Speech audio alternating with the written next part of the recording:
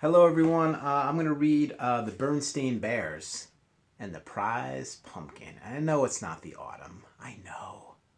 But I like pumpkins. I like pumpkins all times of the year. So I'm going to go ahead and read about that anyhow, even though it's not that time of year. So the first prize, second prize, third prize, or none at Thanksgiving time, more than a contest, is one. So a bit of a poem there. Well, it sounded like a poem to me. I really like the Berenstain Bears. I have a bunch more of those books. I'm trying to spread them out so I don't go through all of them at one time. But I even have one of my son's Berenstain Bears books in there, which is my favorite. I have to wait and see which one that is. Okay, ready?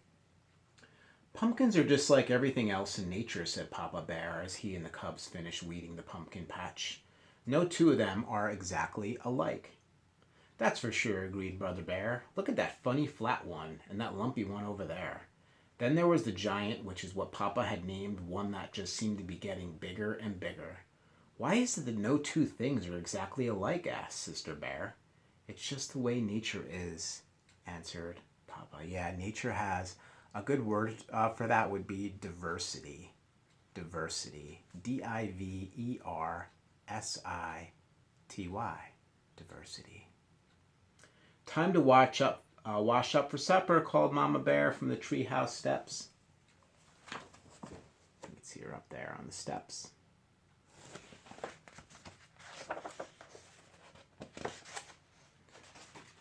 What about Queenie McBear's twin brothers? Asked Sister. They certainly look a lot alike, said Papa, but I've noticed that Mrs. McBear can tell them apart quite easily. In you go, said Mama, shooing her family into the house. But Sister didn't go right in. She stood on the stoop for a moment and looked out over bear country, and you could see the sun is setting behind their barn there. You see the beautiful clouds. They call those the magic hours. When the sun comes up and when the sun goes down. There are some photographers, people who take pictures for a living, who will only go out and photograph things during the magic hours because that's when the most beautiful light is there. And I would agree with that. I've taken some photos in my life too, and those are my favorite times to take them when you have those beautiful skies. But even if you're not taking a photo of the sky, but the light it'll throw on people's skins or on different objects or flowers or reflections in windows is really beautiful. It was well into fall, so the days were getting shorter. Halloween had come and gone. Pretty soon the bears would start thinking about Christmas. But right now bear country was aglow in the setting sun. Farmer Ben's well-kept farm looked especially fine with its baled hay, corn shocks, and pumpkins casting long shadows. I guess these here are called corn shocks. Really can't say I've heard that term too much, but I'm guessing that's what those are. I guess nature's pretty amazing, Sister said as she looked out over the beautiful scene. It's the most amazing thing there is, said Mama. Come on now, in you go. She just wanted to stay out there for longer to be able to look at the beauty and take it in. Farmer Ben's farm sure looks beautiful in the setting sun, said Sister as the family sat down to supper. Humph, said Papa grumpily. Grumpily. Farmer Ben's not such a much. Not such a much, said Mama. Why, Ben is the finest farmer in bear country, and besides, he's one of your best friends. That may be so, said Papa. But earlier today he came by and said, Nice little pumpkin patch you've got there, Papa. What he said is true, said Mama, especially compared to his fields and fields of pumpkins. That may be so too, grumped Papa, but I didn't like the way he said it. He sort of chuckled. My patch may be small, but the giant is big. It may be the biggest and best pumpkin in all bear country. What do you think about that? So you know the Papa Bear and the Berenstain Bears can often be grumpy. But you've probably heard that saying, like a grumpy old bear. I guess bears are grumpy. I don't know. I never thought they were grumpy. But this bear is grumpy. I think you're being oversensitive, said Mama. Come, let's clear the table so the cubs can do their homework. Brother and sister sighed as they spread their books out on the table. "What's that all about?" asked Papa. "Oh, I was just thinking," said Brother. "With Halloween over and Christmas almost 2 months away, there's nothing to look forward to." "That's right," added Sister. "Nothing except lots of homework." "Oh, is that so?" protested Mama Bear.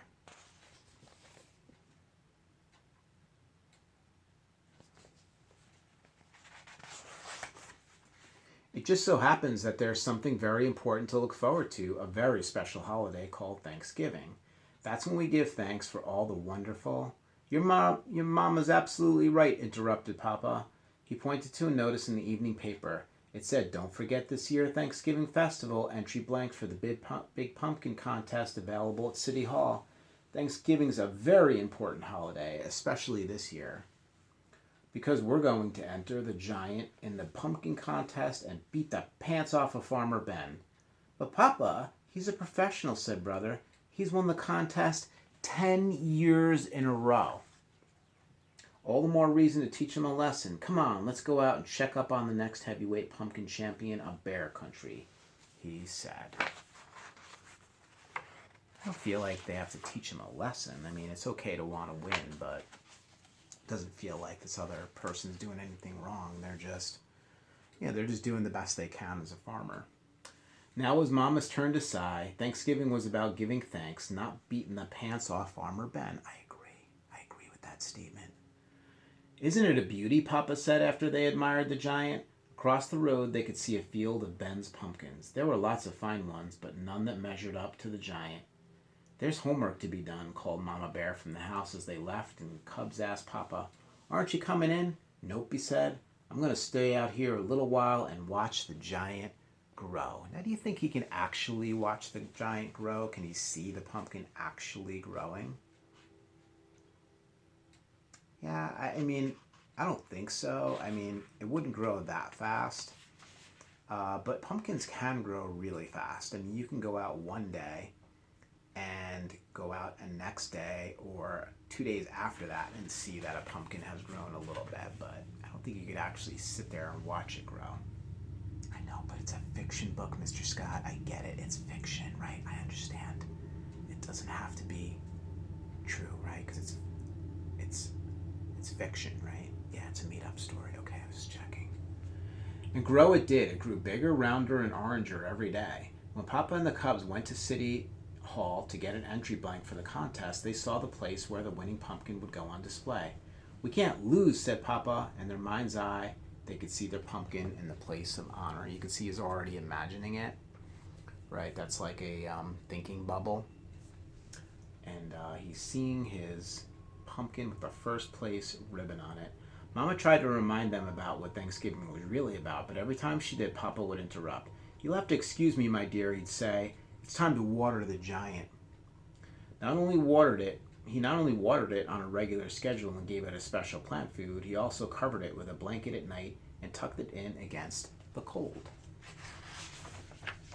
One afternoon, the Cubs got off the school bus with something important to tell Papa, but they were stopped in their tracks by what they saw. He was talking to the giant. And what he's saying right here, you can't really see it, but he's saying, "Come on, old buddy, you can do it. Suck up that water. Take in that sunlight." That's what we talked about earlier, right?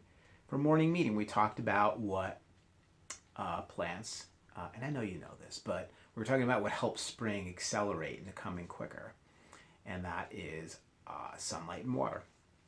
Mama explained that Papa had bought a book from the swindler, Raffish Ralph, about how to encourage your plants to grow by talking to them.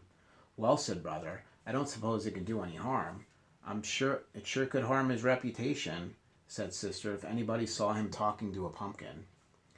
Papa," Brother said, "a cub at school told me he went on a class trip to Ben's farm and saw some pretty big pumpkins, especially one really big one that Ben calls the monster. It's a monster pumpkin. "We've got to get a look at it," said Papa.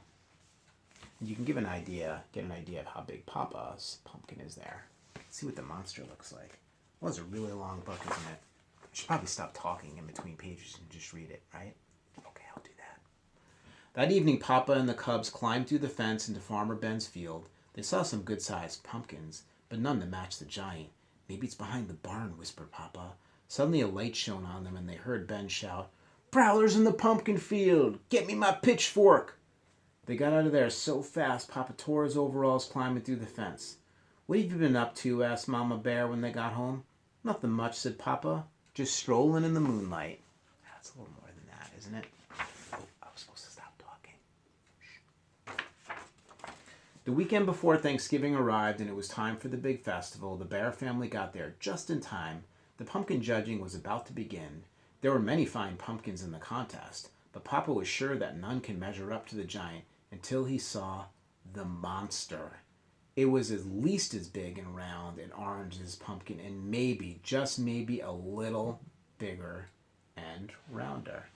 So here's the monster right here. And then here is the giant. So, yeah, I mean, they look pretty similar in size there if I'm comparing the two.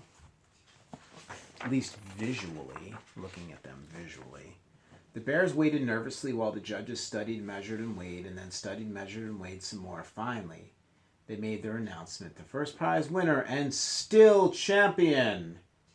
Of course, that meant Farmer Ben had won. It was close. It turned out that Ben's monster was just a little bigger, rounder, and oranger than Papa's giant. But that wasn't the worst of it. The giant didn't even come in second. A beautiful pumpkin grown by Miss McGriz won second prize. The giant came in third. Papa and the cubs were crushed, and very quiet as they pushed their third prize winner home. Now, if you look at these visually, you can see that this one's a little bigger than that one, than that one. Ooh, so that kind of goes, doesn't that fit in with inflectional endings? Ooh, let's try this. Ready? So, Papa's pumpkin is big. This pumpkin is bigger. And finally, this pumpkin is biggest. So big, B-I-G, bigger, B-I-G-G-E-R, and biggest, B-I-G-G-E-S-T. They're all big, right? But bigger means it's bigger than, if you're comparing it, than something else. And biggest means if you're comparing a bunch of things, one of them is the biggest. It wasn't until they reached the crest of a hill that overlooked bear country that Mama decided to have her say, "I know you're disappointed, but third prize is nothing to be ashamed of. Besides, Thanksgiving isn't about contests and prizes. It's about giving thanks." I agree with that. And it seems to me that we have a lot to be thankful for. Perhaps it was Mama's lecture, or maybe it was how beautiful bear country looked in the sunset's rosy glow. But whatever the reason, Papa and the cubs began to understand what Mama was talking about. Yeah, so many things to be thankful for, even if you don't win a contest. It's okay. You're thankful for your health, for your family, for your home, for your pets, for fresh air, for nourishing good food. There's so many things to be thankful for. Even more so on Thanksgiving Day, after the bears gave thanks for the wonderful meal they were about to enjoy, Sister Bear gave her own special thanks. "I'm thankful," she said, "that we didn't..." Oh, excuse me, I had a yawn in the middle of a sentence. Not that you're boring me or anything. You're not boring at all. I'm just a little tired, that's all. "I'm thankful," she said, "that we didn't win first prize. If we had, the giant would be on display in front of the city hall instead of being part of the yummy pies we're going to have for dessert." So you see here they made some pumpkin pie. As the laughter faded and the bears thought about the blessings of family, home, friends, and neighbors, they knew deep in their hearts that there was no question about it. Indeed, they did have a great deal to be thankful for. And there's 4 reasons to be thankful for. You're right there, right? For your family and for the food on the table. There's so many things to be thankful for. And I hope you're finding things to be thankful for every day too. This would have been much more fitting if I read this about around Thanksgiving. But next year I will. Next year I'll read this book. Right around Thanksgiving. All right. Everyone have a great day. I hope you enjoyed that story. Talk to you soon.